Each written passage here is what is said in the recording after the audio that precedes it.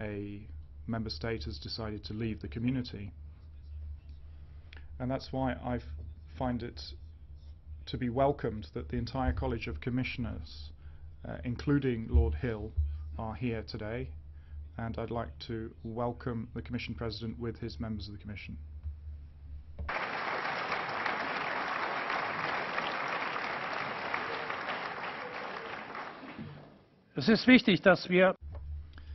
It is important that here in the Parliament, in the location of European democracy, we turn to a topic that moves us very deeply.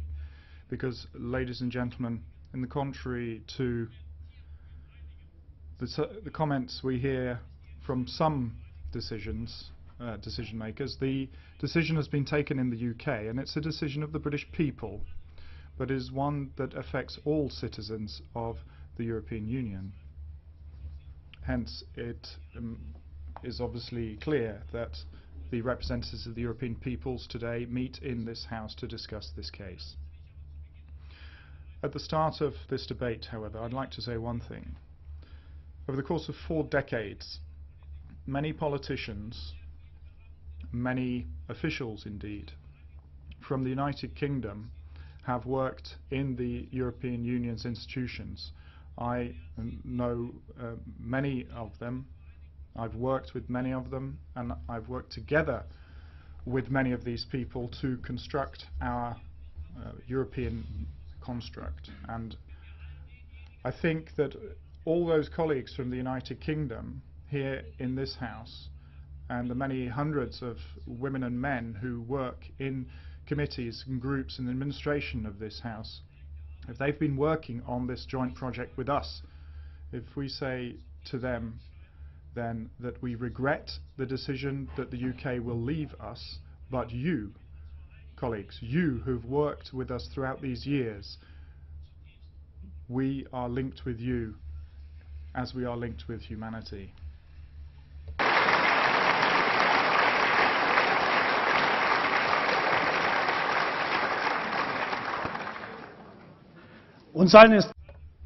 And let's be clear, ladies and gentlemen, the value of the United Kingdom in foreign policy of the EU, but also in defending its freedoms, is of major significance. However, the will of the majority of citizens of the United Kingdom must be done. It has to be respected, and that's why we will be looking today intensively about the issue of Article 50 and its triggering. Ladies and gentlemen, maybe I can express a vote of thanks to one person here in this room, somebody who finds themselves in a very difficult situation, but who has done an excellent job of work and has taken a great step in the cause of humanity. Lord Hill has decided to lay down his office of Commissioner as Commissioner of the United Kingdom, so this will be the last occasion that he'll be here with us.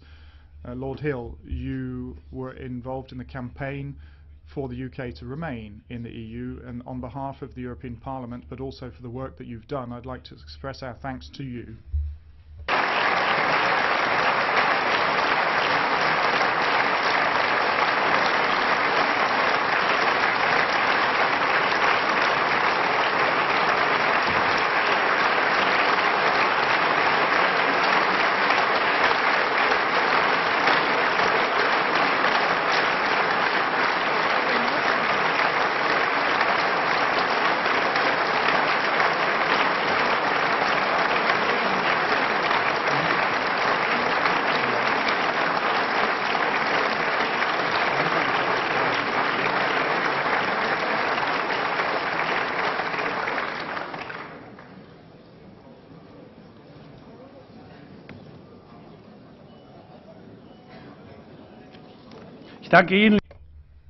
Thank you very much, ladies and gentlemen, for that signal, which also makes it very clear the side on which the overwhelming majority of the European people stand, on the side of those who would like to keep the UK in the EU. Thank you for that very clear and strong signal. At the same time, however, the resignation of Lord Hill sends out another signal, a signal that the withdrawal procedure has begun. It's high time, ladies and gentlemen, we move to the debate. First of all, on behalf of the European Council, Mrs. Hennis-Plasschaert. Mr.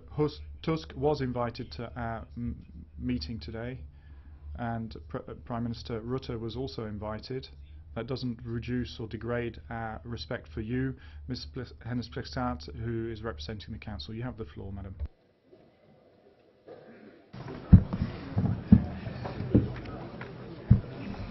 Mr. President, thank you very much. Honourable members of the College. The 23rd of June 2016 will go down in history as a day that shook the United Kingdom and the European Union. A majority of the British voters have expressed their wish to leave the EU. Following this result, which we respect, there is deep regret. But there is also a strong resolve to show unity in our response.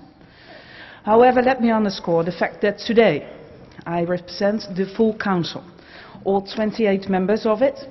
Until a UK exit is finalised, the UK will be a member of the Council with all the rights and obligations that derive from this. Now, the United Kingdom has been a respected member of the European Union since 1973, working with member states and institutions to build and strengthen a secure and prosperous Europe.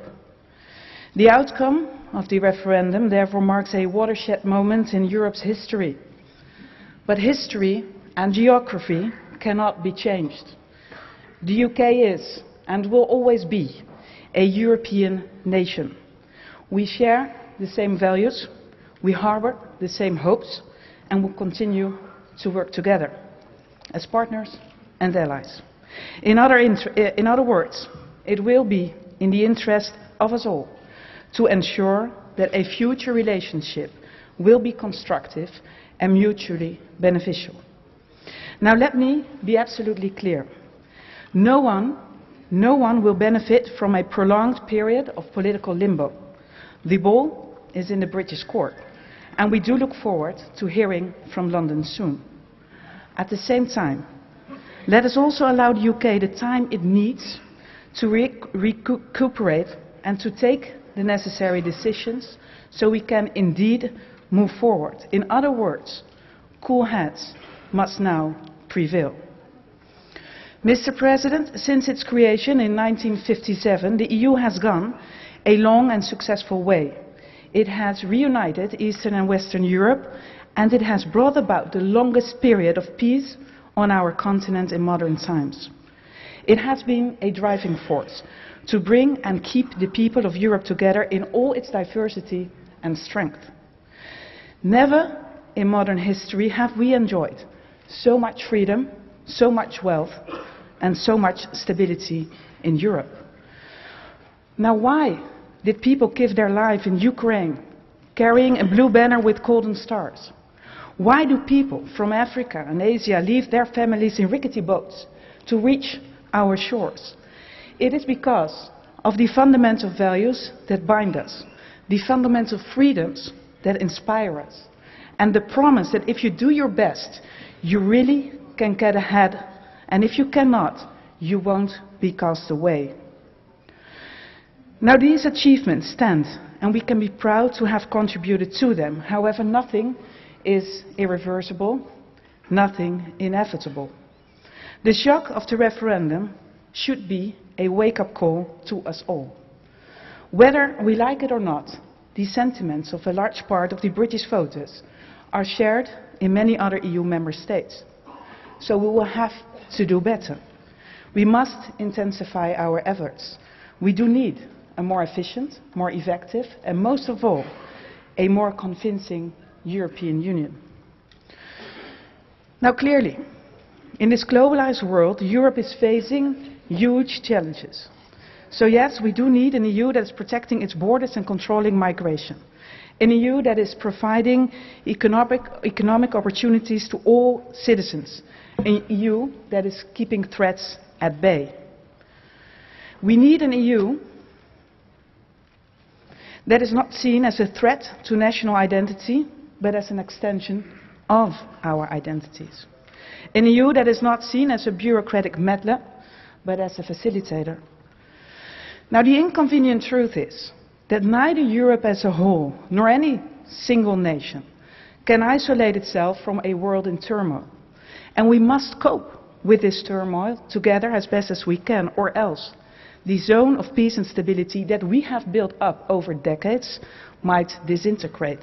And we would have no one to blame but ourselves. Mr. President, we need unity because geopolitical tension and the conflict surrounding Europe will continue and possibly even multiply. We need unity because terrorists will not hesitate to strike at us again. We need unity to control the huge flows of migrants that will continue to move forward, to move towards this continent. And let me be clear once more. No country on the face of the earth can meet these challenges alone. These challenges are simply too complex. They also tend to ignore borders. And true, part of the challenge lies in the domestic realm, convincing European citizens that unity remains the best choice. But fancy words, conclusions and declarations will not be enough. We have to act. The fact that fragmentation is no longer considered unthinkable should gravely concern us all and propel us into action. There is no reason to be fatalistic, for together we are still strong. Together we are the world's strongest advocates for the values we cherish: rule of law, freedom, democracy, a market-based economy. But it would be foolish to underestimate the challenge at hand. Mr. President, the outcome of the referendum has left us with an unprecedented situation.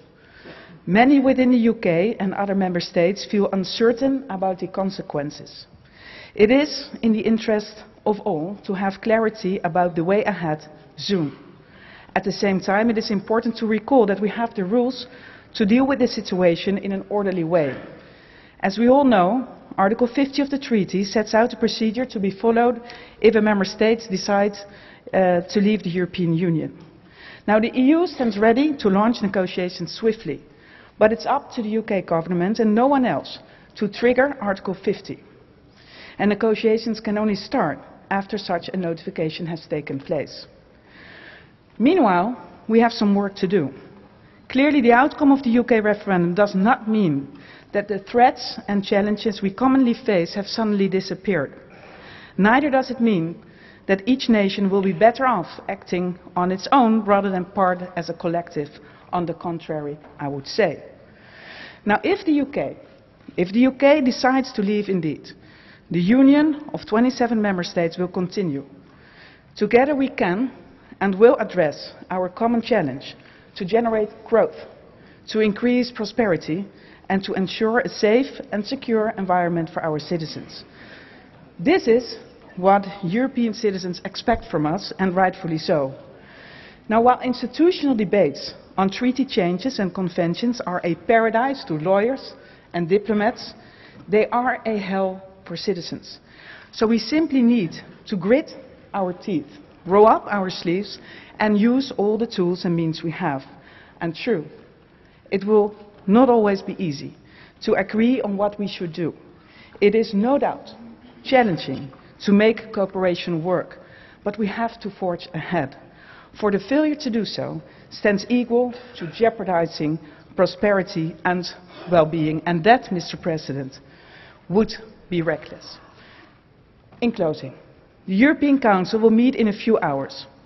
You will understand that I cannot prejudge the discussions in the Council. In other words, I cannot go into greater detail on the next steps. However, I will listen carefully to your debate. You yourself, President Schulz, will be able to address the members of the Council this afternoon when you meet them, and to convey the substance of the debate and of the resolution you will adopt later this morning. Thank you so much.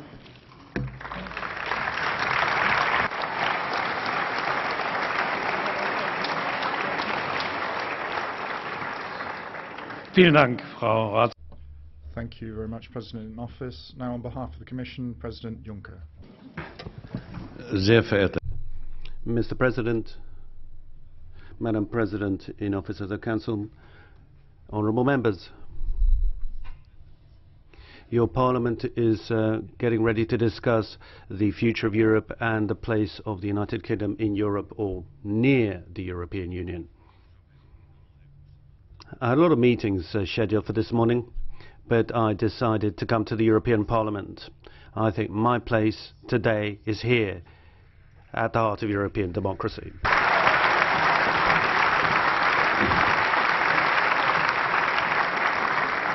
Nos amis.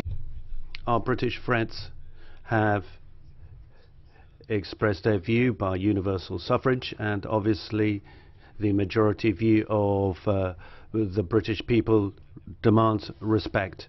Democracy is democracy, and we must respect it. We must respect British democracy and the way it has voiced its view.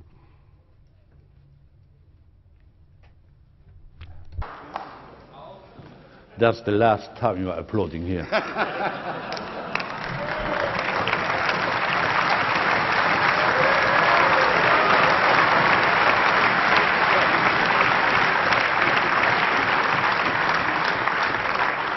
And to some extent, I'm really surprised that you are here. You were fighting for the exit. The British people voted in favor of the exit. Why are you here?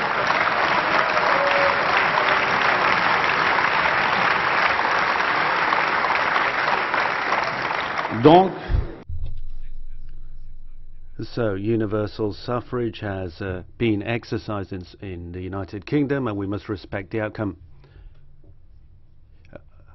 Now, I don't dare say I'm a friend of democracy, because it means I need to somehow prove it. But at the end of the day, what we've got to do is respect the will of the British people. Now, they've expressed their view. Now there have got to be consequences. Something has to happen. First of all, I would ask for some clarification. Not necessarily immediately, because the British system is far more complicated than we think. There's a vote, now there's hesitation. Lord Hill, my friend and brother, has drawn his consequence. He's a real Democrat.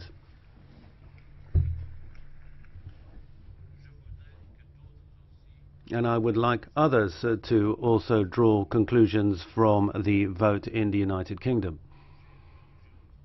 I've heard, I've read that the President of Parliament, that the Presidents of the parliamentary groups, with some exceptions, have reacted in a somewhat emotional fashion to the results of the British vote. Yes. Europe isn't exclusively a cerebral affair. Obviously, we've got to think, but equally, when you're sad, it's acceptable to be sad, and I am sad after this vote in the UK, and I'd make no secret of it.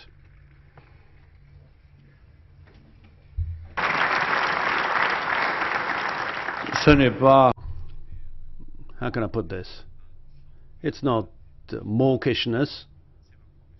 It's a professional conviction. I really would have liked the United Kingdom to remain by our side with us, but the decision was different, and we must, of course, draw the conclusions. I would call on the government of the United Kingdom, and I'll be speaking to the Prime Minister later this morning, who is still a friend, because despite the vote, the British remain our friends.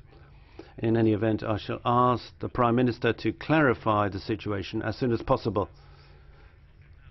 We cannot be embroiled in lasting uncertainty. So if I say I'm sad, now, of course, emotions aren't too important in political life, but I'm saying sad because I'm not a robot. I am not a grey bureaucrat or technocrat.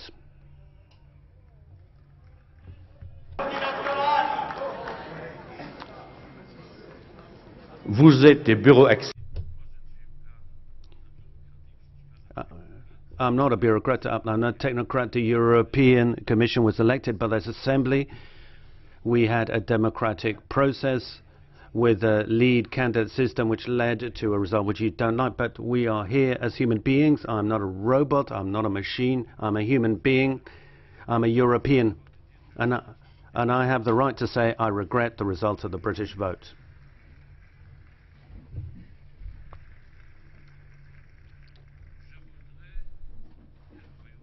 I would like the United Kingdom to clarify its position, not today or tomorrow at 9 a.m., but swiftly.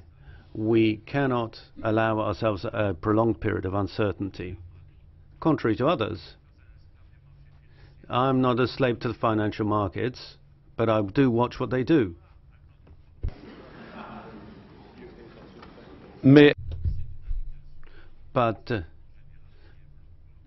But I think what we're seeing is global. It shows what's happening.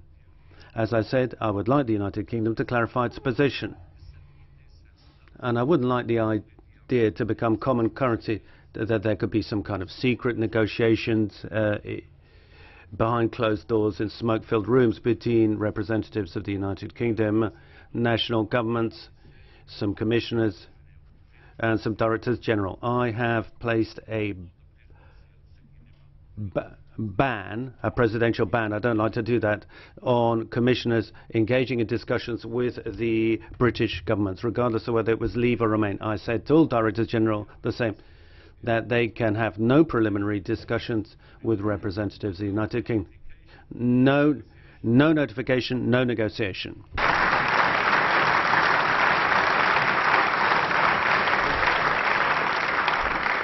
Nous avons perdu. We lost as a result of the British vote. We've lost something very important. There are the founding fathers that don't have any more rights than in other member states, of course. They launched the project, but they're not the only countries behind the project. The other countries, so-called new member states, are fully fledged member states. And once again, I welcome and celebrate the reunification of Europe. Welcome new member states, I say.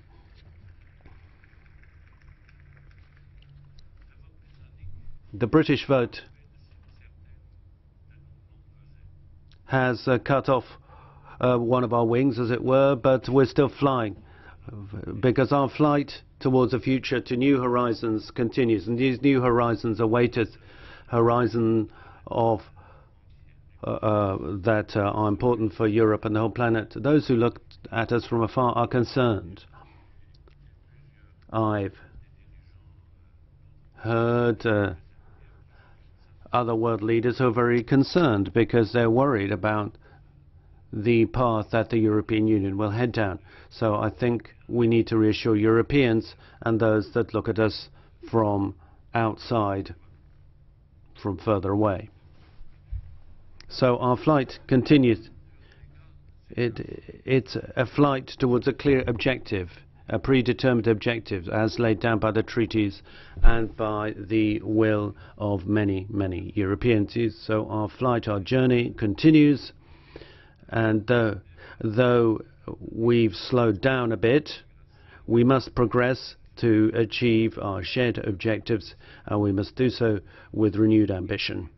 Imagine, just imagine, that the European Commission had not come forward with the 10 priorities, the European Parliament, that the majority of Parliament, of course, endorsed these priorities. What response would we be giving to our British friends? It would be the Commission's programme. Following on the British vote, are we going to just stop, tools down, and not continue with the effort to put an end to flourishing democracy in Europe? Of course we're not. We're going to keep fighting against what British people call red tape. We need less bureaucracy in Europe, we need less red tape, and we're working on that. We're going to keep on doing that. That's not stopping. In the Commission, we said that social Europe is going to find its noble and deserved place in Europe.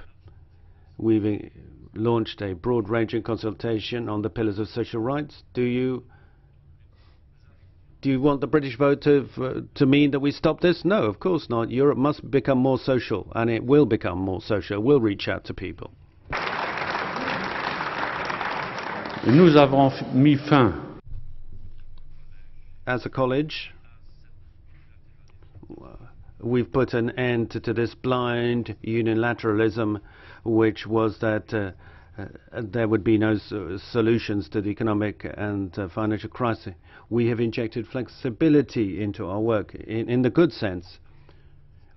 We've injected in flexibility into interpretation of Stability Pact. Do you want the British vote to mean to go back to where it was prior to the time when it took up office? No, the Stability Pact must be rolled out wisely, and that's what we'll do. We've launched a project on an energy union. Do you want us to stop that? I mean, everyone's saying everyone's got to change, but nobody's saying what you want to change. Do you want us to put an end to this continental shared effort to put an end to dependence on Russia, or on our project to ensure security of energy supply? No, far from it. We will continue to try to achieve that. We want to modernize Europe. We've said that on many occasions, and that's why we've launched an ambitious project which relates to the digital future of Europe. Everything's got to change. Do we need to change that? No. The Commission will continue to do what it promised to do with Parliament's agreement and what we promised to do at the beginning of our mandate. Everybody's saying everything's got to change, but nobody's saying what needs to change. But the Commission feels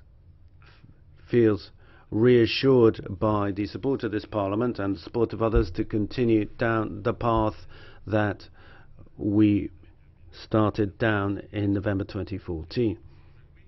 Everything's got to change, yes, but let's not change the essence, and the essence is that Europe is a project of peace and a project for the future. That's what I'm committed to, and I commit to this before you today. I'm not tired, I'm not sick, as newspapers write in Germany. Apparently doctors are becoming journalists nowadays. I am what I am. To my last breath, I will fight for Europe, for a united Europe.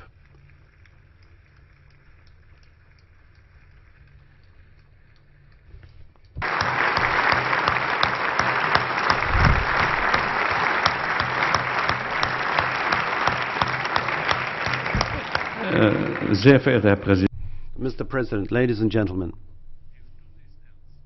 it's a serious time now.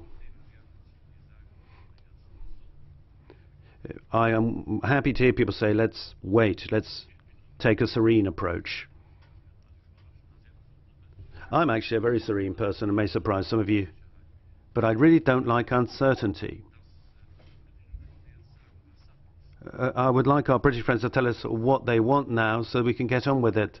On Friday morning, I met with President Tusk, President Schulz and President Rutte, and we agreed that our British friends should be requested to give us some clarity as soon as possible. I have to say that to a degree I'm rather surprised. I'm accused of being undemocratic, as a faceless bureaucrat, as some kind of robot. That's the way I'm portrayed in the United Kingdom. I'm willing to recognize this vote in the United Kingdom. I'm happy to do that, but it has been turned against me. This is really a rather surprising turn. I respect what the British people have said. I would like to be respected. I think everyone should respect what the United Kingdom has said, but I think we've got to see some consequences. I don't think we should see any shadow boxing or any cat and mouse games.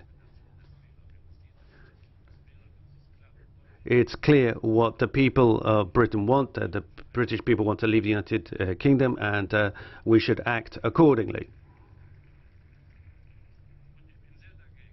And let me be very clear. I oppose the following. We can't have secret attempts to take British governments aside to become informal secret negotiations. That cannot happen.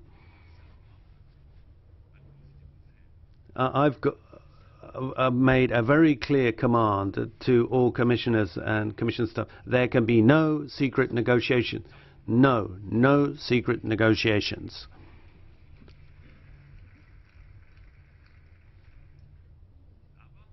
Be that as it may, we need to know, and this is pure common sense, that new relations are beginning with the United Kingdom. Now, the shape of these this relationship doesn't depend on secret negotiations by British officials or other officials, but it is we who must decide what happens, not just those who wish to leave the European Union.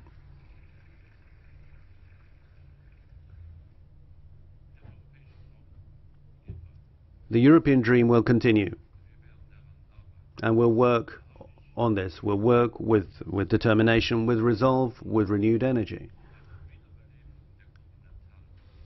and with revived continental ambition. This is not the time to turn inward. What we need to do is to take an overview of the continental body politic. That's what drives the Commission. Now, people often accuse me of being old-fashioned. I mean, who knows? This will be the birthday of the European Union, when the Europeans vote. But above all, the European Union is a project of peace. To those that watched on the vote, I would say this is not the time for fragmentation of the European Union or of the European continent. More and more people are European. We are a global player, and the share of Europe in the world economy has decreased. But there are three things we need to bear in mind. We shouldn't just look to Europe by looking at the past. That's what my father's generation, looking to what happened in history. But that's not what's crucial for young people, the people who will make up our societies tomorrow. The people who are tomorrow's governors. The future belongs to the youth of Europe. Thank you very much.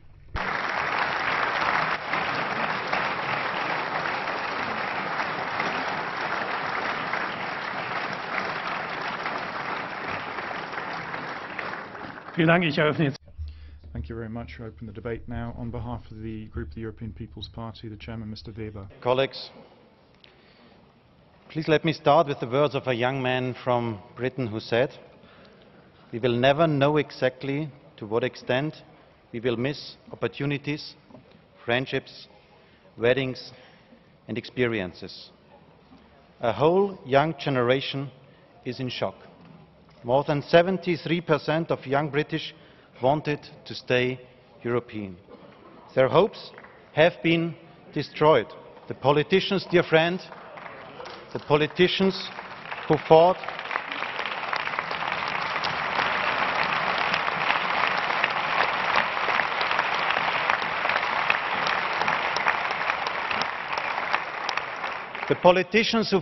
for the Brexit had the privilege to live in a Europe without walls, without nationalism.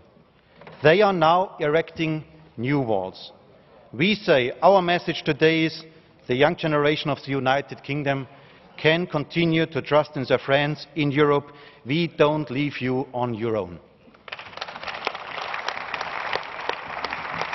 Yes, it is a victory of the populists. The jubilation of the nationalists on both sides of the Channel show us Europe's future is now at a crossroad.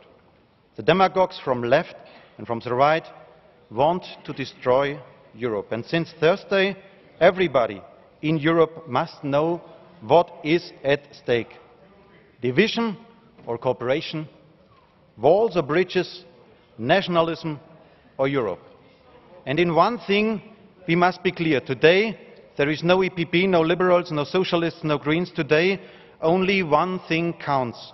We, the vast majority of this House, stand for the idea of a united, peaceful and tolerant Europe, And the populists should know this. We stand by this Europe today more than ever before.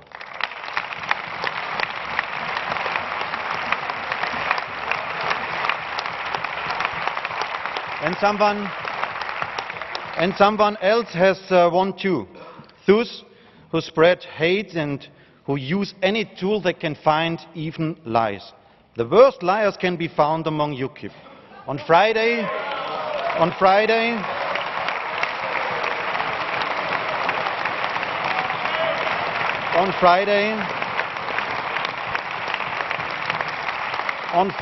Nigel Farage said publicly that the promised £350 million a week would finally not go to the National Health Service. It had all been a lie. I ask Mr. Farage, if you had an ounce of decency in you, you would apologise today to the British. Shame on you.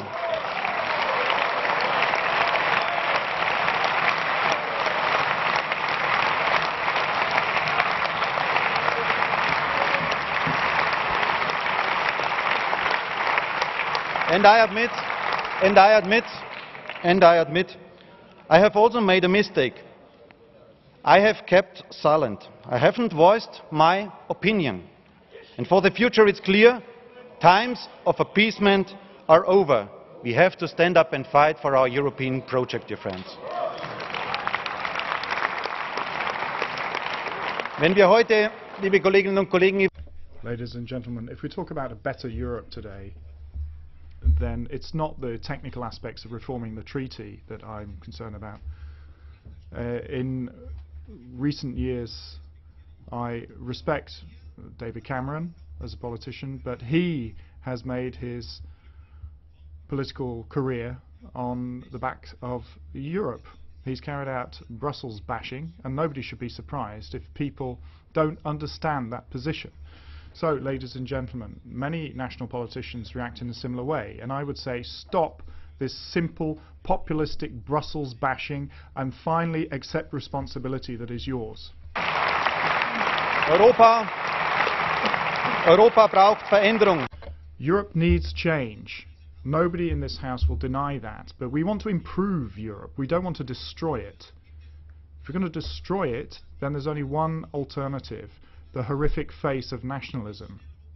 And people in Europe have to know that there is no second chance, there is no second-tier Europe. We need to have further results. We see that the UK has no leader, it is split. The Scottish are talking about a second referendum for independence. 4 million people are asking for a repeat of the referendum because of the lies. Johnson doesn't want to trigger Article 50 and has put forward no plan as to how they should make headway. The British pound has lost value. The summer holidays of Brits will be more expensive, and this doesn't just affect the UK. In the Netherlands on Friday, the pension fund lost 3% of its value. The Dutch pensioners are looking forward to further cuts in their pensions, and I think Mr. Farage and Mr. Wilders are at fault here. And at the side of Mr. Farage, you have Mr. Putin, who's extremely pleased about this result, and I think that says a great deal. Liebe Kolleginnen und Kollegen, ladies and gentlemen, the United Kingdom has harmed itself through this referendum. Everybody can see how the UK has slid into a crisis of government. It is damaging itself economically and may even fall apart. That is the result if you leave the European Union. And for us, all of us, we need to respect the result. And that's why we expect, as the President of the Commission said, that an Article 50 notification will be put forward and negotiations will start rapidly. This has to be done with transparency so that the European Parliament can have its say. We need to make sure that there is no long phase of instability, because that would be poisonous. We need a clear clinical phase now. The UK has a good deal of sovereignty in what it's done, so in the discussions maybe we can establish some rules of play with some examples. Anybody who wants to sell its services and goods in the European Union has to stick to the rules of the European single market. That applies to Switzerland, that applies to Norway, and in future that will apply for the UK. Secondly, The second example that I'd like to pick up on. Anybody who wants to take Polish craftsmen, Lithuanians and other Baltic nurses and hospital staff, if they are being refused access, then we cannot accept that, because we cannot have first and second class citizens. The UK has to understand that too. Ladies and gentlemen, I can't say today if the EPP will support any future withdrawal treaty. We will represent exclusively the 440 million EU citizens and no longer the interests of the City of London. For me, that means that cherry picking is over. Any crisis, party friends, ladies and gentlemen, any crisis constitutes an opportunity at one and the same time. Since 1989, people in Europe, in 27 referendums, have expressed a will to stay in the European Union. And here we have the UK referendum, but the overwhelming majority of the population of this continent want to tread the path to a future European Union together. And the answer that we can give is relatively straightforward. People expect of us politicians just one thing: do your job. Tomorrow, the heads of state and government will be meeting, and Brexit, I think, is really a clarion call for us to stand next to each other, shoulder to shoulder. If we want to deal with the serious issues, deal with terrorism, we should put aside our small differences. And if we want to fight for a future of our continent, then the people will support us and will help us towards the future.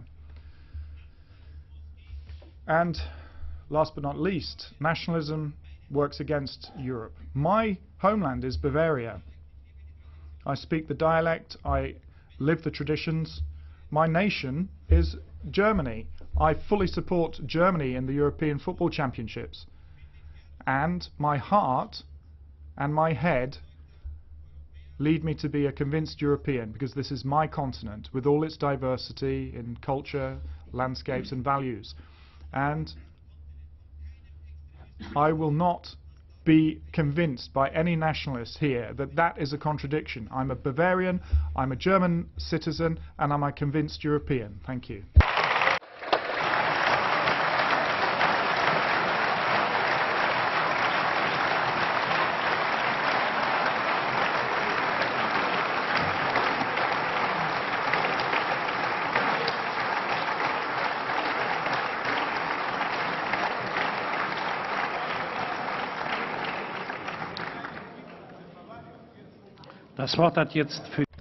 Now, on behalf of the group of Progressive Alliance and Socialist Democrats in the European Union, Chairman Patello. Thank you, President. As President Juncker has said, the Brexit won, and we have to accept the outcome of the vote. Respect for the majority is there, but my heart goes out to the British people who had the courage to cast a vote for Europe, and in particular young British people who chose for the future. We are with them, we are with you. We are the Europe of Erasmus, we are the Europe of culture, we are the Europe which has financed the best research and innovation projects in the British Isles. We are the Europe of dialogue and interfaith dialogue as well. We are the Europe of peace, which is the principal virtue which is central to the hearts of young people in the in Britain and in the world. There are all of these emotional, sentimental links binding the United Kingdom to Europe. For historical reasons, Britain remains part of Europe. It's not just a treaty, it's an ideal. And until such time as Britain has left the European Union, this institution remains the home and of all the British. history will say who was to blame for this disaster. There were those who've told lies to the British people, and the proof is there for all to see the day after. The voters in the United Kingdom were made promises. They were being promised leaving exit from the European Union, but they have basically left a battlefield full of ruins, a constitutional crisis with Scotland, political chaos with the rest of the country, the collapse of the pound, real damage to the real economy. And now, having destroyed the country, there are those who also want to destroy the European Union and paralysing the institutions. And we cannot become the hostage to the ins and outs of internal party politics in the United Kingdom. And the European forces which sit in this House will know how to have a common front to prevent any such development, because we want to change and salvage the European Union. The British authorities must notify as soon as possible the desire to leave, and the European Commission must initiate the negotiations after the notification of exit. But let me invite you to think even more deeply. Colleagues, the result of the referendum is not just the fruit of Cameron's Russian roulette. It's because of a deep upswell. Globalization has caused winners and losers. It's caused inequality, and we have been too weak in defending those who have lost out and supporting them in their legitimate cause. We have thought that the free market would solve all the problems. It would bring progressive developments, and the public purse would be able to create wealth and distribute wealth in a spirit of equality.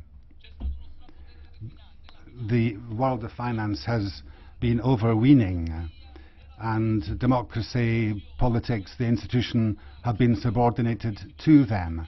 And we in the European institutions have worked on banking union, but much remains to be done to reaffirm the power of democracy, because often that has been kept under a bushel and it's been subordinated to the financial elites. We have a continent which is riven, which is divided, which is split. We have hatred and desperation which could take everything in their wake. And Europe must answer those questions. The first answer is one which Jean-Claude Juncker was talking about, and it has to do with justice. And when I talk about justice, I'm talking about people, human beings. Social justice, the social AAA, the posting of workers, no to social and fiscal dumping, no to the overheating of the planet. We must pursue down this route, otherwise we're going to have a war between poor people. We have talked about flexibility in the Stability and Growth Pact, President Juncker. We've got to do more than that. The socialists, we socialists, want to do more than that. We must encourage public and private investment. What we need is a more ambitious investment plan, and to say with clarity that our group will oppose the fiscal compact, which has to be changed and subjected to root and branch change. Fiscal justice. Now, I didn't vote for the fiscal compact. I didn't. The institutions, it wasn't the European Parliament which voted for that, so please check your facts before you shout that. We must fight against tax havens. We must fight against tax evasion, tax avoidance.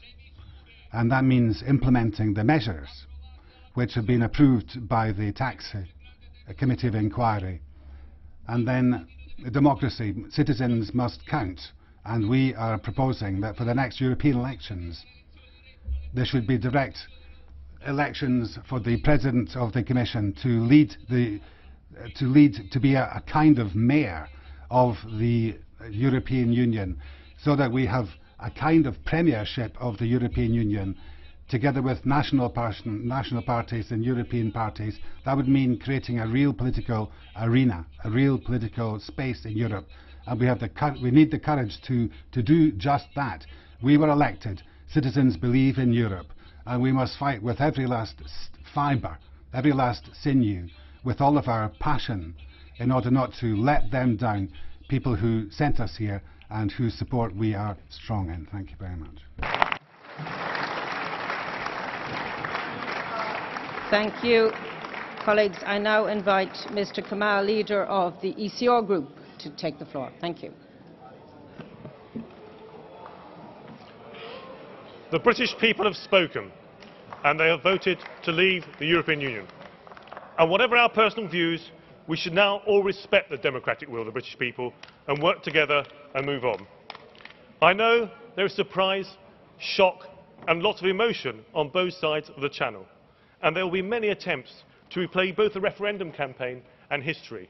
Only in the last few days I've heard people say, what if British politicians had been more honest with the British people about the political dimension of the EU and the dream of the United States of Europe? What if the EU had offered more in negotiations with the British people? But that is all now in the past. Now politicians in the UK and the EU both need to look to the future. And both sides of the Channel, we need to pause and start thinking about our negotiating strategies. Let us think carefully in the short term about the best relationship for us both in the long term. As Presidency said, cool heads must prevail. Across Europe there is disagreement amongst leaders about what the EU should be seeking in its future relationships with the UK. Some are saying let's go slowly, others are saying let's punish Britain, others are saying oh we have a plan, we have an association agreement ready. And just in the, as in the EU there are differences in the UK. When to trigger Article 50, whether to look for an EU-UK trade deal, whether to look for an EEA deal or some other scenario. The EU needs to be clear and the UK needs to prepare its own plan. And in the meantime, the treaties are clear and they must be respected. So both the UK and the EU negotiators need to give the market certainty over the timetable for negotiations. Prepare your negotiating positions ready for when Article 50 is triggered. And look for a deal that is as much as possible mutually beneficial to both the EU and the UK. It is not the speed at which negotiations are completed, but the deal that we get at the end which is more important. Let me also say on a personal note, for centuries Britain has welcomed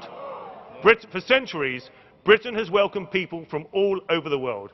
When many European countries were mired in dictatorship and fascism, we are an open country. And today I hope all British politicians can unite in stating that Britain will remain an open, tolerant and global nation. Regardless of how we now proceed, Britain and the EU will continue to be close partners for years to come. So now is not the time to replay the past. Now is the time to look to the future, to ensure that as we roll up our sleeves and begin negotiations, we in Britain become good neighbours and are no longer reluctant tenants.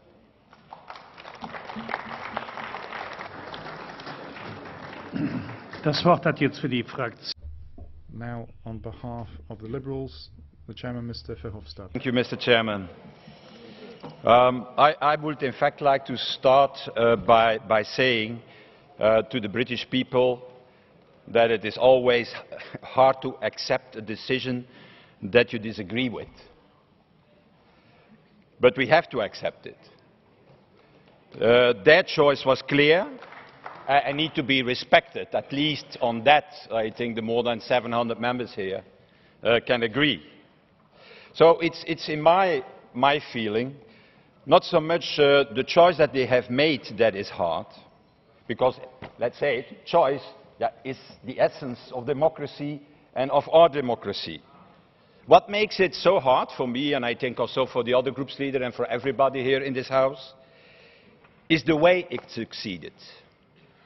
The absolute negative campaign the posters of Mr. Farage showing refugees like in Nazi propaganda, because he copied it at that moment.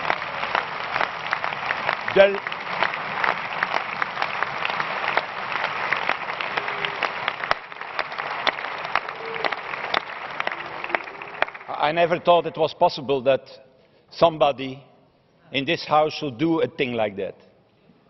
The lies also on migration.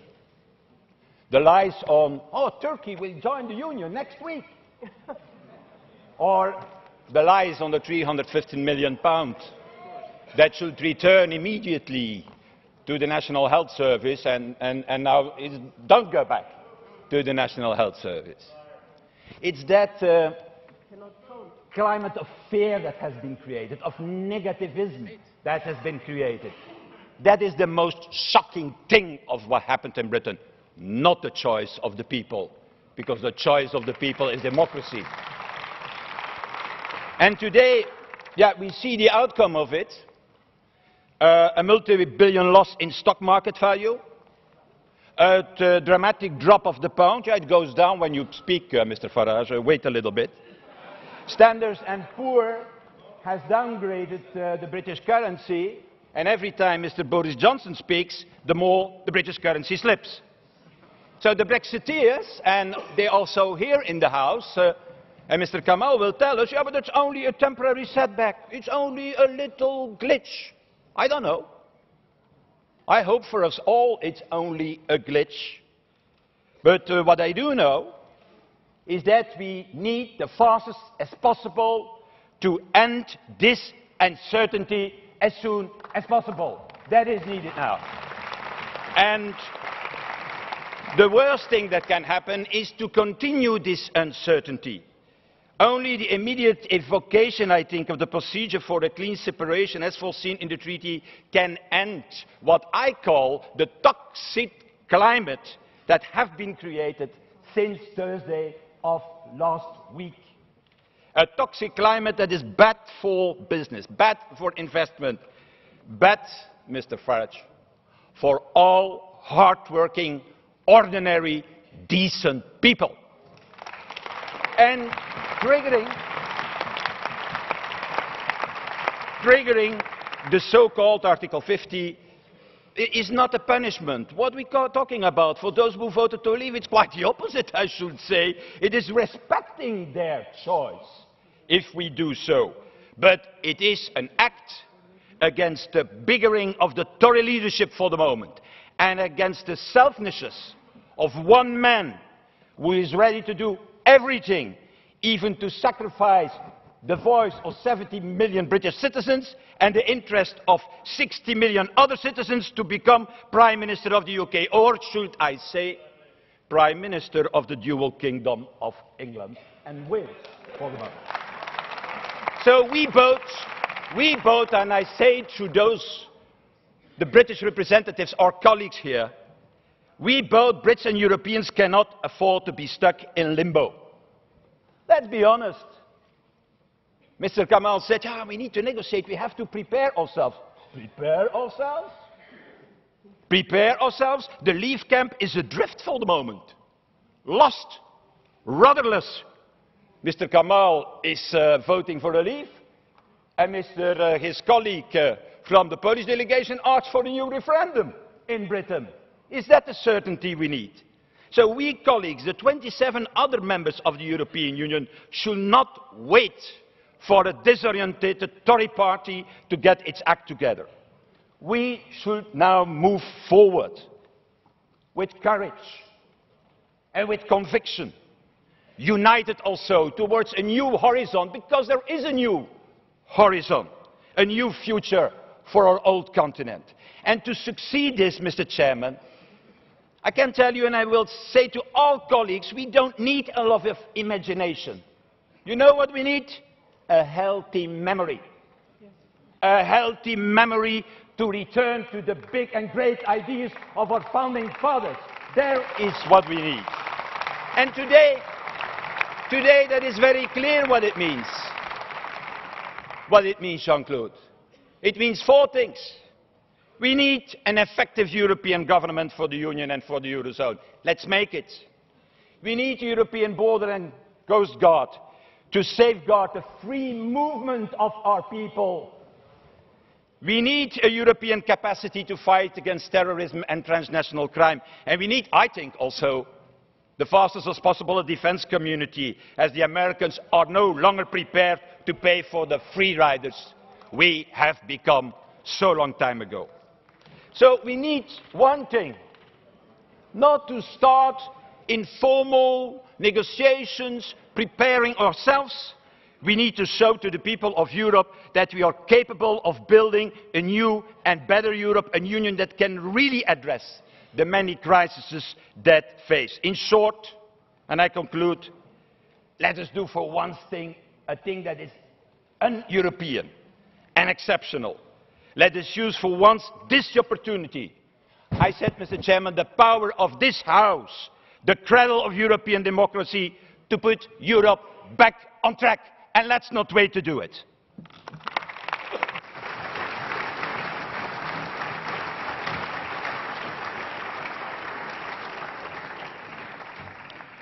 Für die Fraktion der On behalf of the European United Left, their chairman, Ms. Zimmer. I'm in favour of referendum, very much so, but I'm also in favour of referendums to be organised and prepared responsibly. Referendums are a very important democratic instrument. So the referendum in the UK is more than a vote, and certainly it's something that we should be respected, but it is wrong to believe that the British have decided and now they've got to see what happens. You know, the EU caravan rolls on. Placebos won't help if the patient is very seriously ill. We're talking about the future of European Union, and we've seen an erosion process begin thanks to Brexit. That's why my group is unable to vote in favour of the resolution. We're not seeing any real self-criticism, any thoughtfulness there. And if we're talking about historical memory, let's not forget where things have gone wrong in the European Union in recent years and decades. And you're not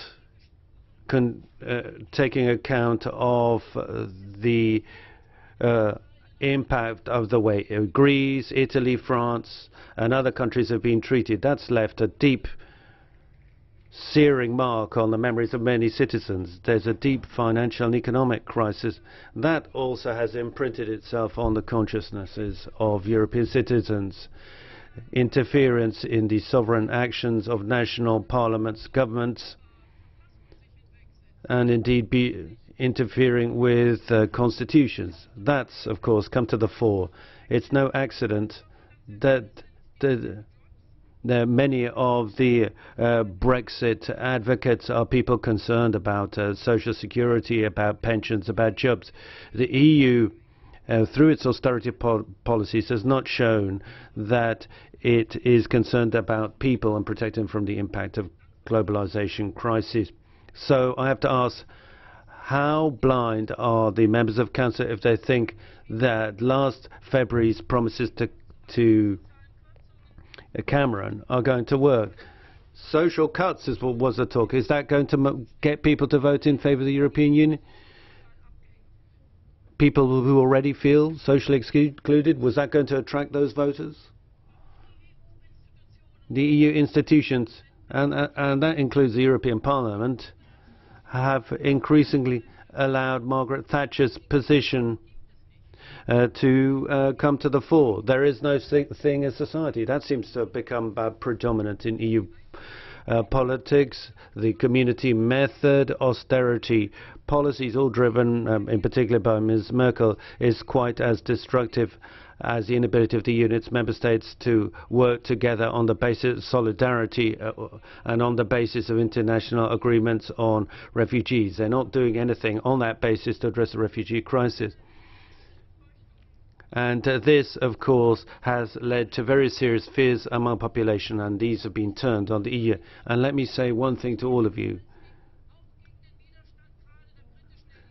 If had won the resistance to the elite and had done things like call for equal pay for equal work in the same place of work, if we'd done that, if we promoted that, we'd have addressed some of the concerns people feel, fear about the losing their wages or fear of migrants or the like.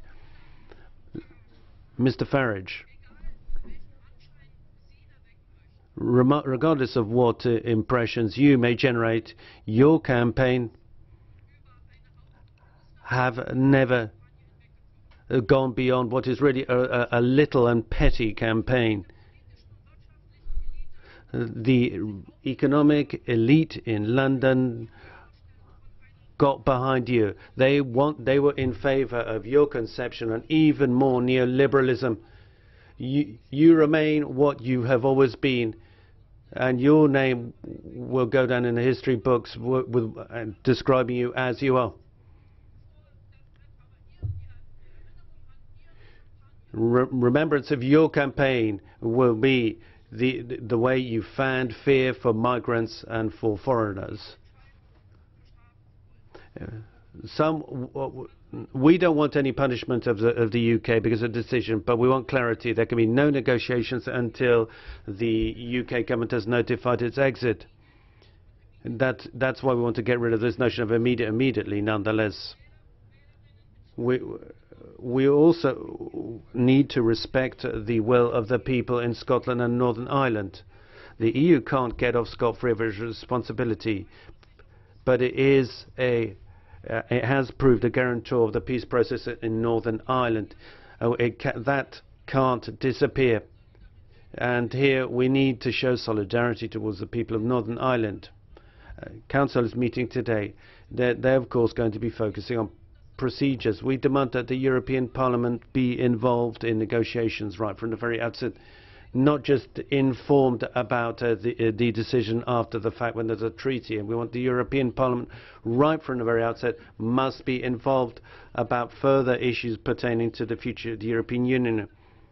We can't have more backroom deals, and I think the first step would be ensure that this community method is no longer replaced by the intergovernmental. It's terribly destructive. Thank you. Für die Fraktion der On behalf of the Greens, I give the floor to Mr. Lamberts. Il y a des moments. Ladies and gentlemen, there are times when politics has to be suspended, and that gives us an opportunity to make a choice. The day after the end of the Second World War, there was a choice that could be made, whether to continue or break with the principle of national indivisible sovereignty. And in deciding to share their sovereignty, they opened up a period of peace and prosperity that is unprecedented in the history of Europe. And today, in the wake of the British referendum, there's a possibility to push forward on a new project. But let's not be surprised. Between Denmark and Ireland, all the way down to Greece, there is a lot of suspicion vis-à-vis the European construct. So it's high time that we come up with a response to that. And once again, there is an opportunity that opens up in front of us. We have a choice to make, and the survival of the European Union is dependent on us. There are three options we have. First of all, the one that we heard last week by the European Union, United Kingdom, turning back in on themselves, supported by Mr. Wilders, Ms. Le Pen, Mr. Farage, Mr. Orban and others. To the defenders of this option, I would say this. You're absolutely right. It is a question of democratic sovereignty. So it is a question of the capacity of our democracies to take free choices to determine your future. But you are lying. You are lying, because who can believe that even the most powerful of the member states of the European Union can, by their own and successfully, fight the powers of the multinationals, climate change, tax avoidance, terrorism and organised crime, welcoming and hosting refugees and migrants. No wall will be high enough and thick enough to isolate Europe from the challenges of the 21st century. Today, you can only have sovereignty if you share that sovereignty.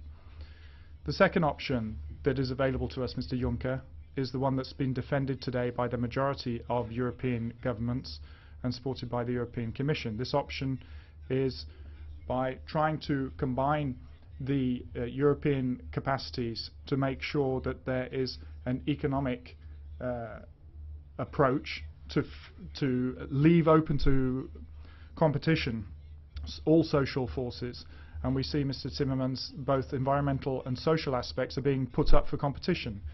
Mrs. Malmström pushing for a so-called trade treaty, the principal intention of which is to cow our democracies. And here I turn to the Council.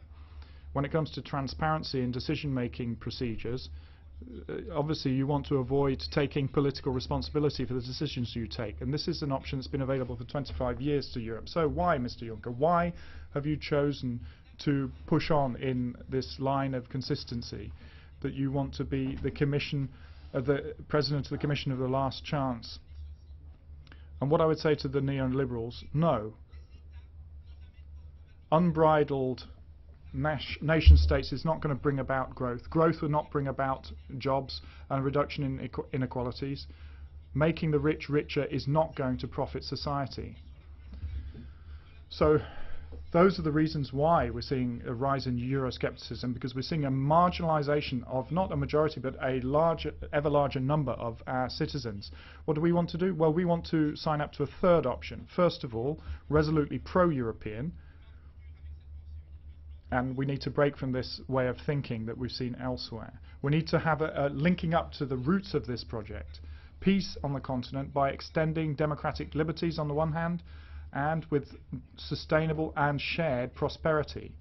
And I put it to you, I put it to us, is it impossible to assure the viability of the euro by having a genuine social and tax union? Is it impossible to have a headline goal of pushing towards a energy union? Is it possible for us to get rid of the environmental poisons that exist? Can we have free trade that will benefit more than just the happy few? Is it possible for Europe to once again become an area of refuge for those seeking shelter from war and misery? Is it possible to allow our societies to deal with the planetary challenges that we're facing? Is it possible for our democracy to have transparency and allow full participation of our citizens? In summary, is it possible to allow human dignity of all human beings here and there, today and in the future, to remain at the heart of politics? Our answer is yes, all of that is possible, with the proviso that you want it to happen. And the European Union can be the instrument of this policy. It can garner the support of our citizens, but the time is ticking. If we ignore the signal sent out by the UK referendum, we need to beware. We need to make this a European project. Ladies and gentlemen, Europe has known the worst situations, not just to hope for better, but to construct the best possible world. Thank you.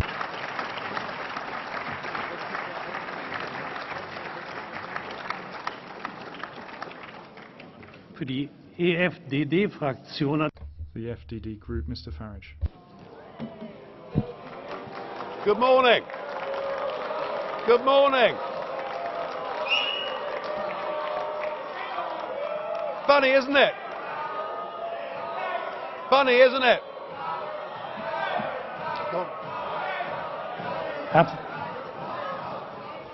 Thank you very much for that very warm welcome. How things have changed. Just a second, Mr. Farage. Ladies and gentlemen, one major quality of democracy is that you listen to those even if you don't share their opinion. Well, thank you, Mr. Schulz. Isn't it funny? You know, when I came here 17 years ago, and I said that I wanted to lead a campaign to get Britain to leave the European Union, you all laughed at me. Well, I have to say, you're not laughing now, are you? And the reason you're so upset, the reason you're so angry, has been perfectly clear from all the angry exchanges this morning. You, as a political project, are in denial. You're in denial that your currency is failing. You're in denial. Well, just look at the Mediterranean.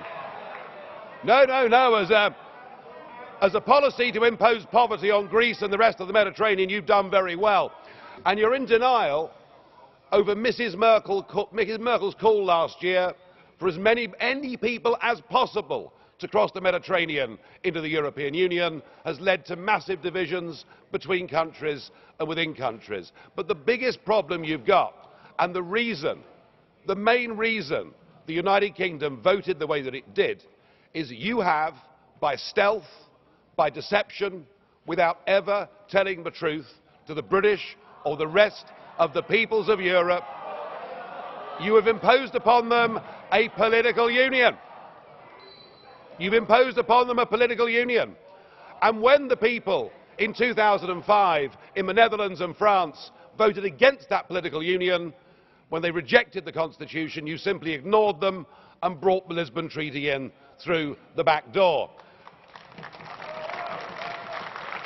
What happened last Thursday was a remarkable result. It was indeed a seismic result, not just for British politics, for European politics, but perhaps even for global politics too, because what the little people did, what the ordinary people did, what the people who have been oppressed over the last few years and seen their living standards go down, they rejected the multinationals, they rejected the merchant banks, they rejected big politics, and they said, actually, we want our country back, we want our fishing waters back, we want our borders back, we want to be an independent, self-governing, normal nation, and that is what we have done, and that is what must happen.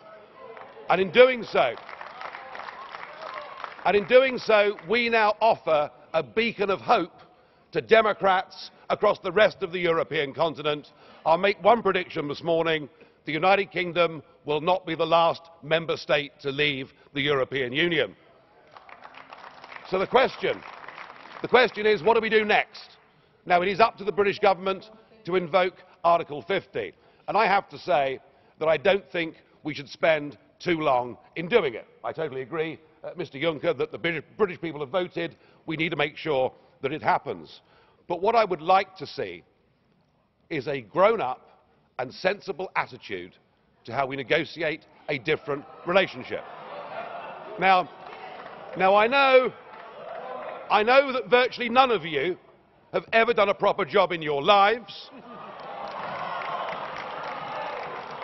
or worked in business, or worked in trade, or indeed ever created a job. But listen, just listen. Herr Farage, Augenblick. Mr. Farage, just a second.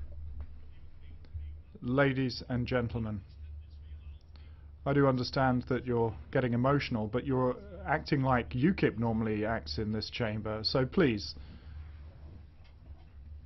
don't imitate them. Mr.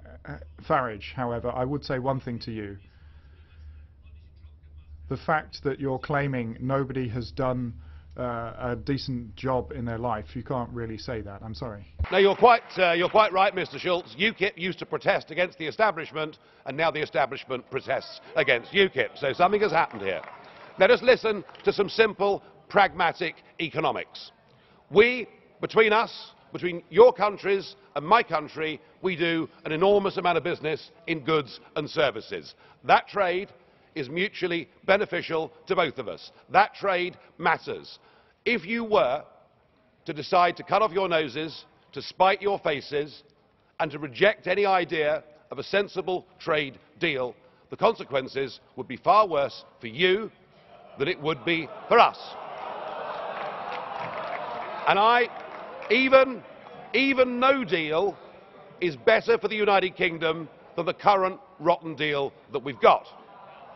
But if we were to move to a position where tariffs were reintroduced on products like motor cars, then hundreds of thousands of German workers would risk losing their jobs.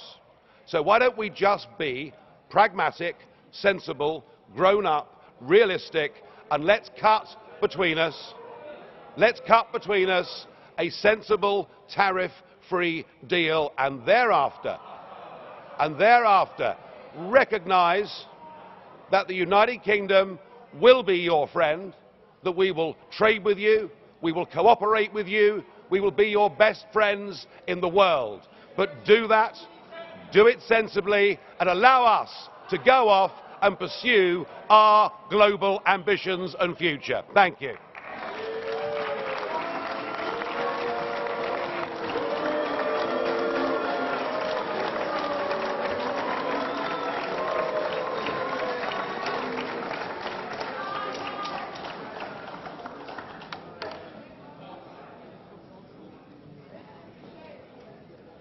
Für die ENF-Fraktion. On behalf of the ENF group, Ms. Le Pen.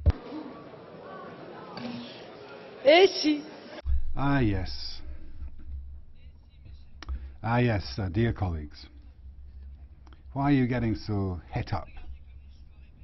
Look how beautiful history is when liberty succeeds. The will of the people can body things forth.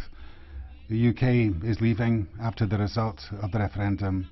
This is perhaps the most important historic event in the continent since the fall of the Berlin Wall.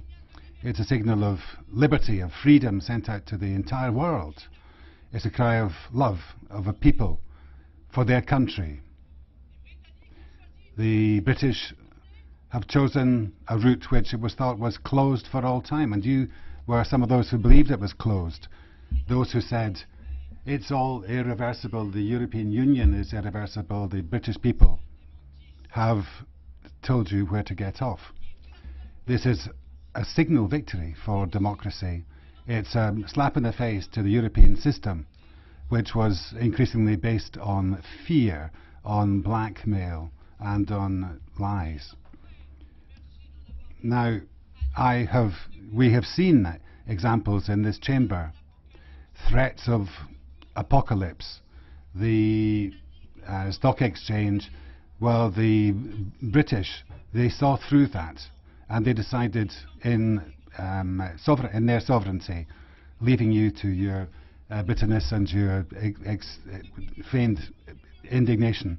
For decades, the European Union has been built on the back of ordinary people. France and the Netherlands with their vote. The Irish having to vote again after voting no to Lisbon. The Greeks have been forced to give up their referendum and accept more austerity, and that was forced down their throats. Perpetual poverty was their fate. The European Union the UK has committed the heresy by breaking the chains, linking them to the European Union, and raised as a religion by its propagandists and apologists. Now, if you've been blind for decades by implementing absurd policies which have brought disindustrialization, mass unemployment and mass immigration, then it's difficult to come back down to reality with a bump and see what is actually happening. The propagandists for the European Union on the left or in the centre or to the right, put away those sulky faces, put away those angry looks, and rejoice in the great emancipation of peoples. This is the end to their contribution to the European Union. Economic patriotism, that's a glowing future for the United Kingdom, and that should motivate all of us to build a better future. I can already hear urban myths and false truths being said in order to discourage or deter others from going down the same path, or wishing to bury Brexit by pushing it off to the Greek calends. That is not a democratic method. The European Union has decided, and we must respect their will and that period. And the way ahead is simple. Either you persevere with your expensive bureaucratic Europe, with the crazy schemes of those who want even more Europe at a time when ordinary people want less. And if you do go down that path, I guarantee that this totalitarian organisation will collapse. We have to look for cooperation between free peoples and sovereign nations. For my own country of France, I commit to pursuing the path of liberty, which is the only way to real grandeur, live free peoples, live free United Kingdom, and vive la France. Thank you. Fraktionslose Abgeordnete. And now non-attached member Ms. Dodds. Thank you, Mr. President. The people of the United Kingdom have given their verdict, and their decision cannot be rewritten. They have recognised that the EU's problems are not just imperfections, and they have said, let us chart our own course. This referendum represents a victory for democracy. The outcome was not one that our outgoing Prime Minister had hoped for, yet he should be praised for giving the British people their say.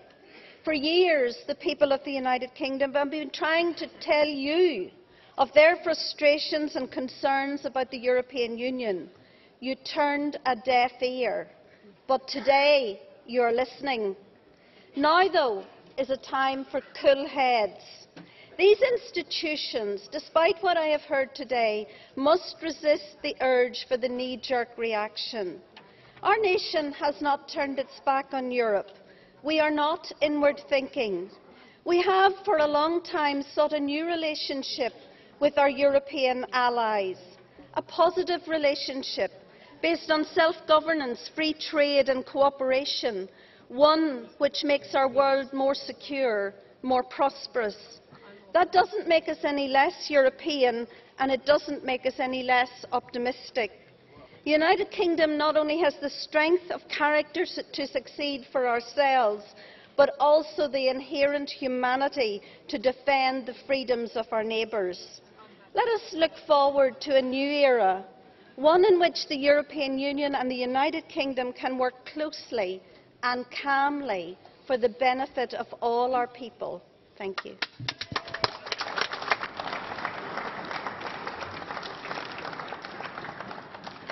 Liebe Kolleginnen und Kollegen, ich werde ab jetzt die Rede. Okay, colleagues, I'm afraid I'm going to be quite strict about speaking time. Next speaker, Mr. Juncker. Mesdames et messieurs. Thank you, President.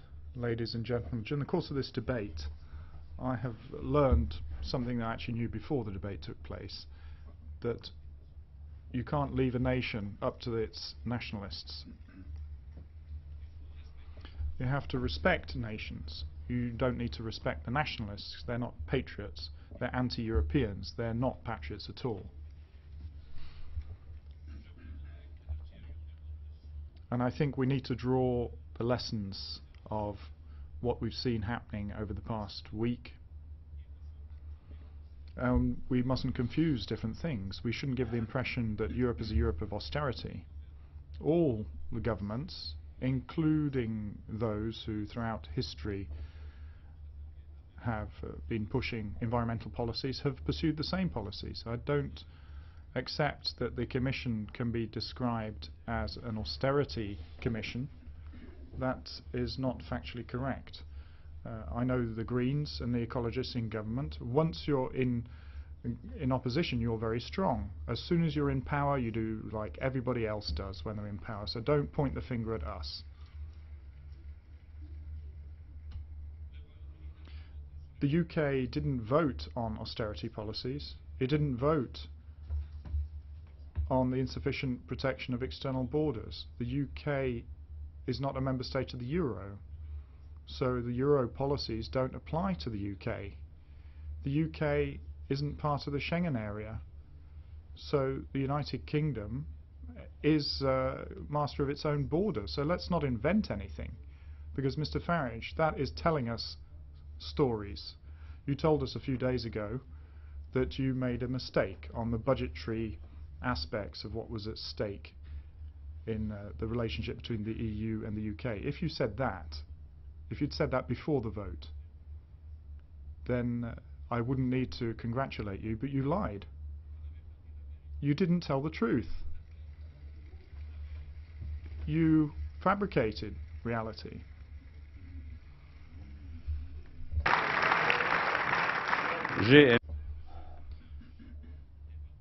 I enjoy debating with you, sparring with you, Mr. Farage. I think we share a similar sense of humour.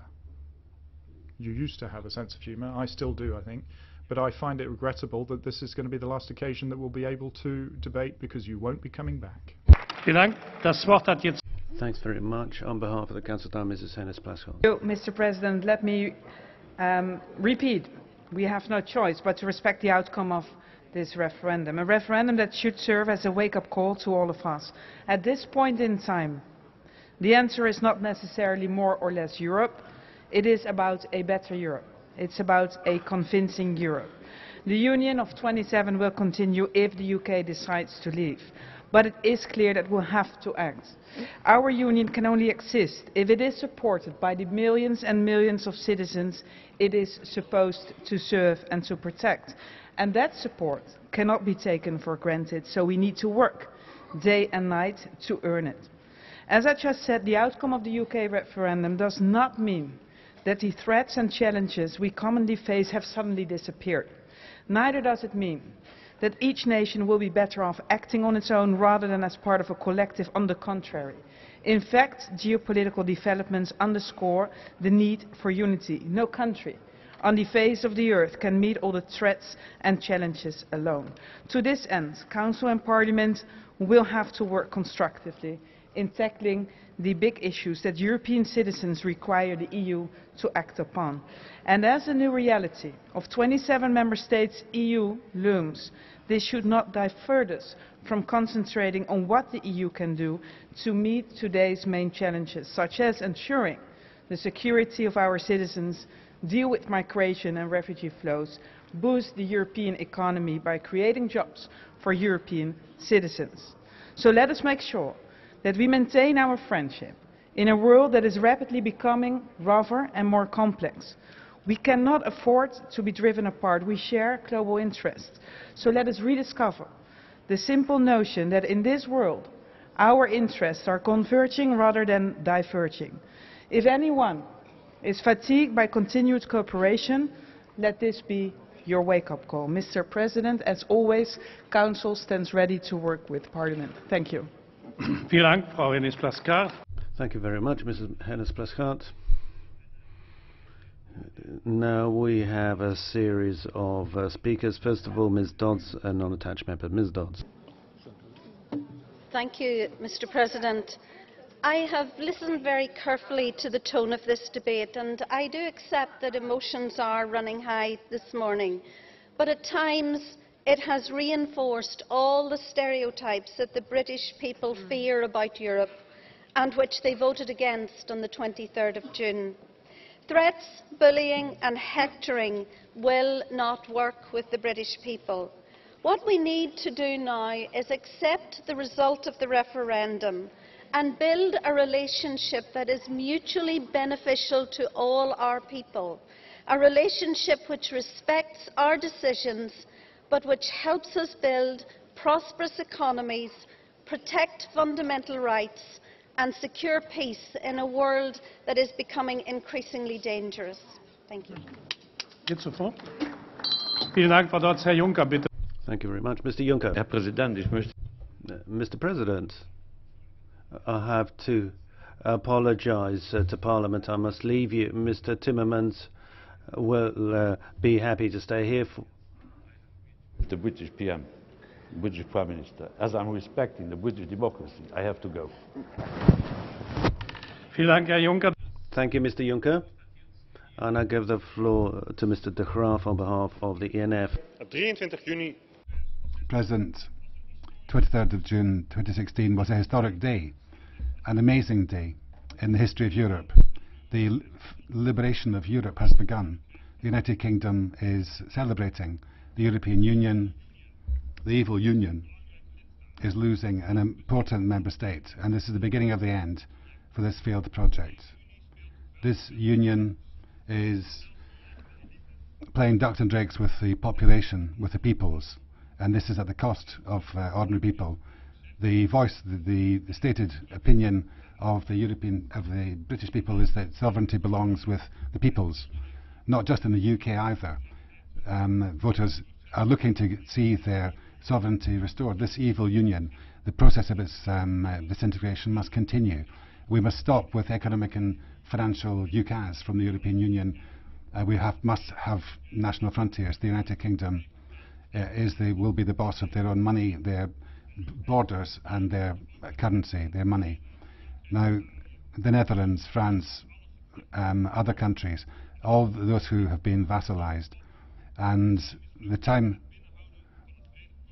we must learn lessons from the UK and look at the failures, look at the reverses that we've seen in European legislation. Juncker, stop with this Commission. We need a new one. Otherwise, we're going to have a continuation of this evil union. EFDD. And now on the EFDD, Mr. Farage. The London stock market's rallying strongly this morning. It is now 12% up since its February lows. Sterling is weak, but then it started declining from July 2014, and the Prime Ministers of Australia and New Zealand are now vying for who can be the first country from outside the EU to do a trade deal with the United Kingdom. Things are looking pretty good. The only upheaval is political upheaval, where we've seen a Prime Minister resign, and indeed the British Commissioner, Lord Hill, resign. They've both done so, I think, for the right reasons. You never know, we may be getting rid of a Labour Party leader as well. But upheavals in politics can actually be a very healthy and a very good thing. And I got into politics because our political class in Britain led us towards a European political project. So if that result last week sweeps a few of them away, so be it. But I am looking forward next year to celebrating our Independence Day on June the 23rd.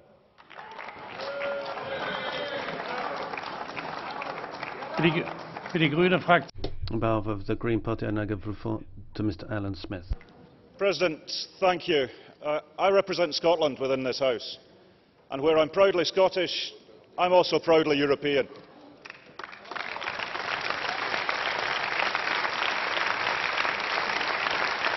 I want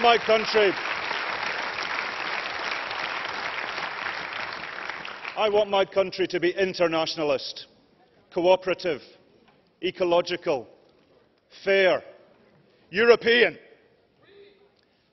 And the people of Scotland, along with the people of Northern Ireland and the people of London, and lots of people in Wales and England also, voted to remain within our family of nations. I demand that that status and that esprit européen be respected. Now, colleagues, there is a lot of things to be negotiated. We will need cool heads and warm hearts.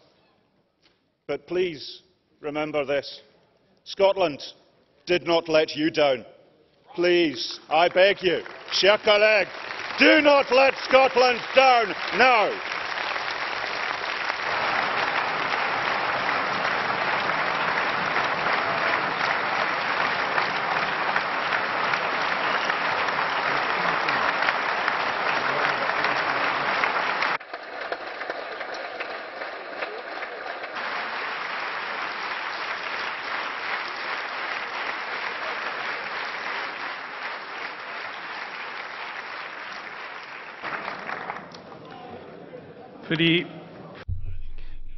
Thank you. On behalf of the European United Left, Ms Anderson.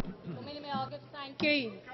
MEPs like Diane Dodds and Marine Le Pen would say that we in the north of Ireland are bound by a UK vote. We say we are not.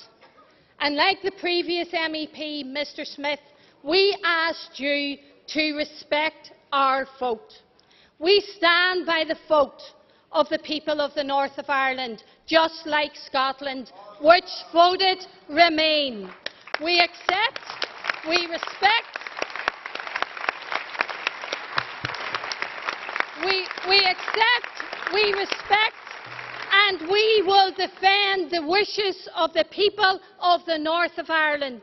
However, if English votes drag us out of the EU, that would be like Britannia waives the rules. There was a democratic vote. We voted to remain. I tell you that the last thing that the people of Ireland need is an EU border with 27 member states stuck right in the middle of it. You and the EU, you have supported our peace process, and I asked you to continue to do that. Sinn Féin, we went and we worked for a strong Remain vote on the basis of another Europe, a more social Europe, a more democratic Europe. And clearly I say to the Commission and to the Council, you are not listening. You fail to realise the depth of opposition among the ordinary people to their anti-democratic practices and anti-social policies. These social policies, policies and practices must change if the EU is to survive. You have to listen to that. But I asked you to please respect the vote of the people in the north of Ireland. Vielen Dank, Frau Anderson. Die Message ist angekommen. Vielen Dank. Thank you, Ms. Anderson. Message received. Für die liberale Fraktion on behalf of the Liberal Group, I give the floor to Mr. Verhofstadt. Very short, Mr. President. By the end of this debate, I want to make an appeal to the members present here to send now a strong message to the European Council and to the European citizens. And the best way we can do that is to vote massively the resolution we have prepared for this session. And not to start to say, oh, this or this, I don't like it. What is now politically important is a massive vote in favour of that resolution. And my last thing will be to Mr. Farage, saying that I'm shocked, Mr. Farage. You are presenting yourself here as a defender of the little man, the hard worker, while you have an offshore financial construction. I don't think that all citizens have offshore financial constructions in Britain. But okay, let's be positive. Finally, we're going to get rid of the biggest waste in the budget of the Union, that we have paid for 70 years your salary. Thank you.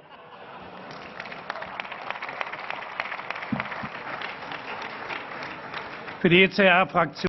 And now for the ECR, Mr. Legutko.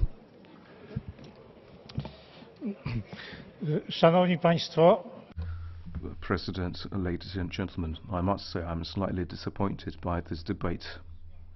Something very bad has happened. I'm talking about Brexit. It's bad, it's dangerous, but not to the UK, because the UK will do quite well outside of the EU. Don't despair over the poor British. Something bad and dangerous happened to the EU.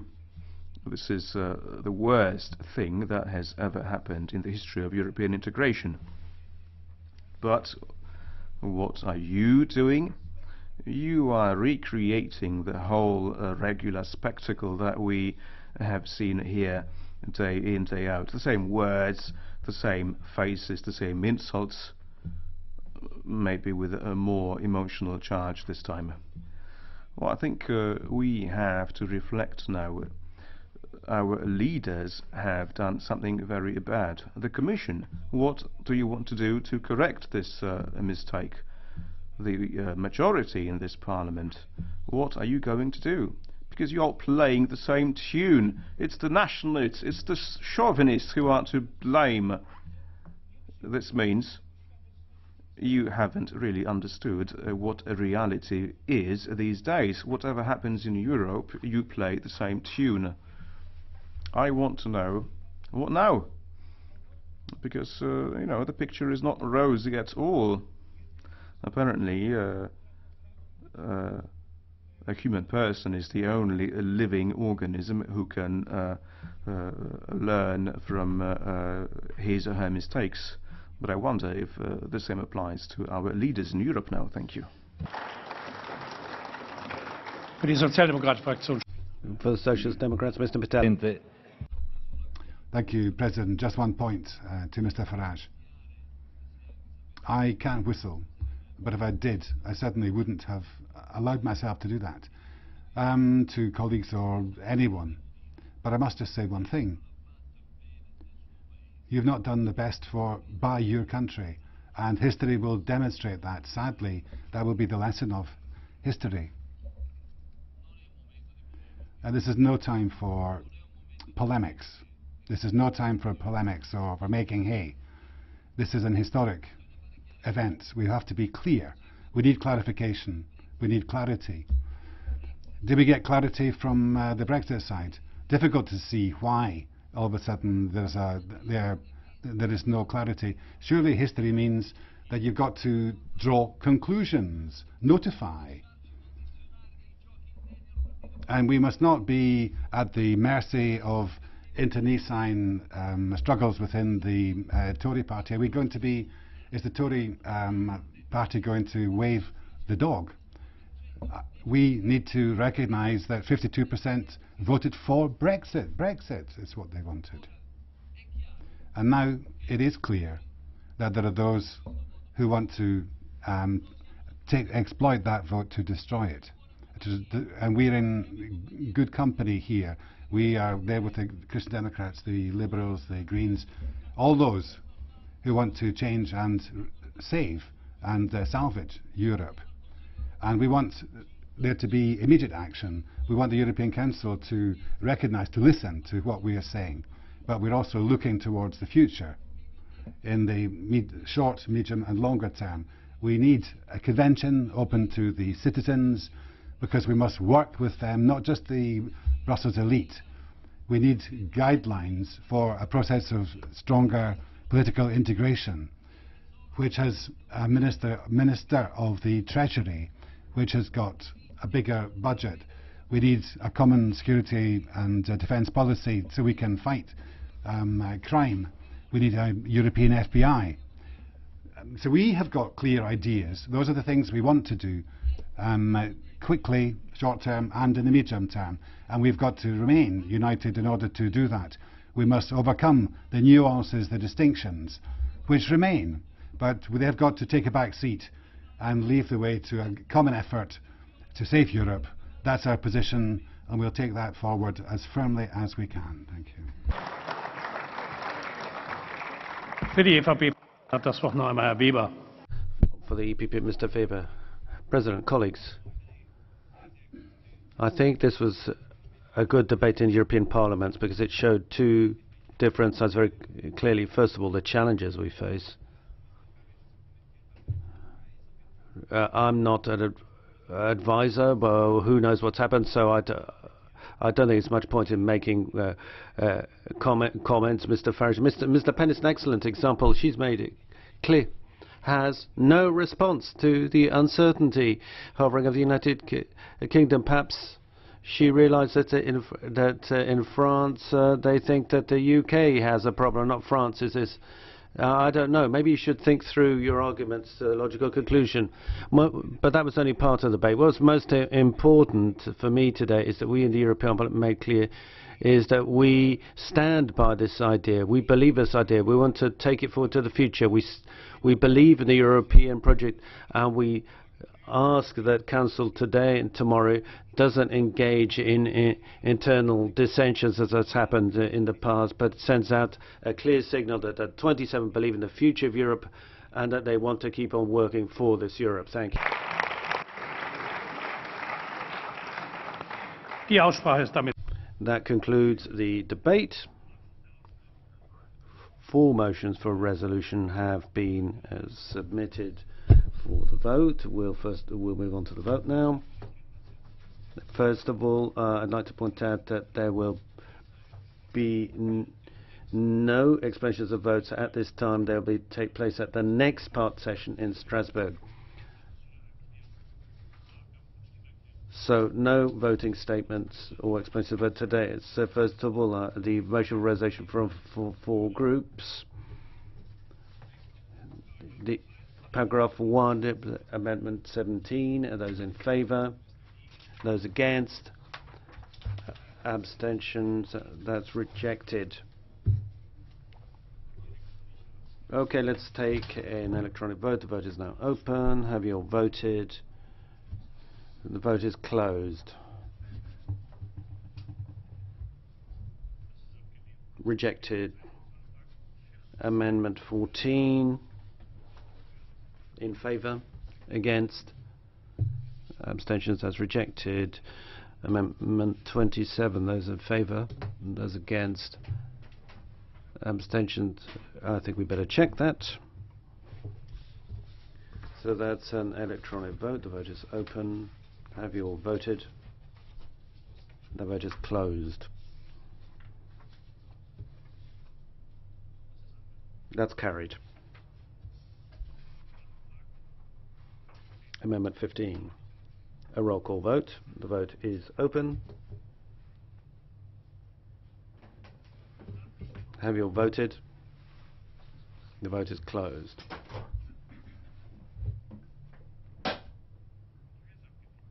Rejected. Paragraph 2 now. Amendment 4. Roll call vote. The vote is open. Have you all voted? The vote is closed. This is rejected. Amendment 28, 2 parts. First part, those in favour. Those against. Abstentions, that is rejected. Part 2, those in favour. Those against. Abstentions, that is also rejected. Amendment 18, those in favour. Those against. Abstentions, I think we better check that. The vote is now open. Have you all voted? The vote is closed.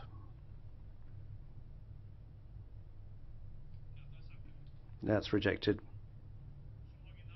Now the original text, split into 3 parts.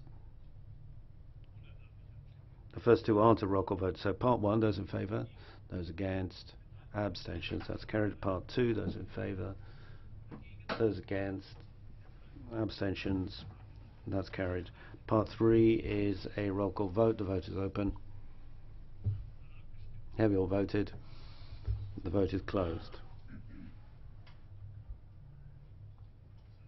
Carried. On to paragraph 3, Amendment 19. Those in favour, those against, abstentions, that's carried.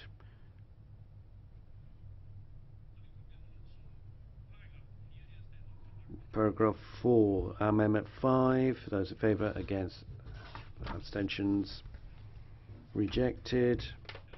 Original text, roll call vote. The vote is open. Have you all voted? The vote is closed. Carried.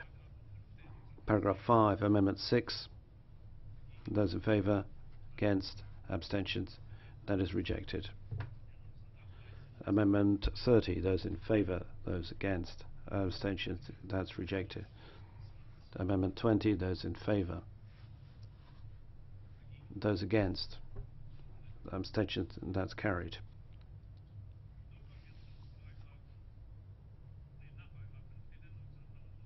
We now move on to Amendment 7. Those in favour, those against, abstentions, that's rejected. Paragraph 7, Amendment 11. Those in favour, those against, abstentions, that's rejected. Original text, those in favour, those against, abstentions, that's carried. After paragraph 7, Amendment 21. Those in favour, those against, abstentions, rejected. Paragraph 9, we have Amendment 8. Those in favour, those against, abstentions, rejected.